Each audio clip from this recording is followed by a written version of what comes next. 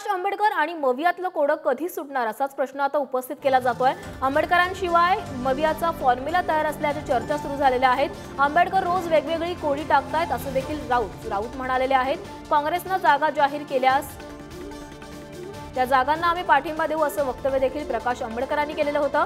त्यामुळे आता मविया आणि प्रकाश आंबेडकर यांच्यातील तिढा नेमका कधी सुटणार याकडे सर्वांच्या नजरा लागल्या आहेत।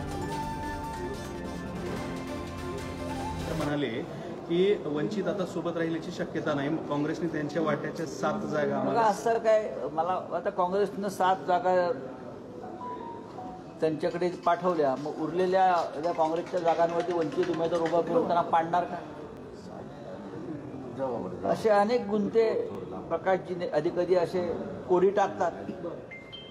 डॉक्टर बाबासाहेब आंबेडकरांनी रिडल्स इन रामायण नावाचा एक ग्रंथ लिहिला होता, कोडी, तसं हे रिडल्स इन पॉलिटिक्स आहे।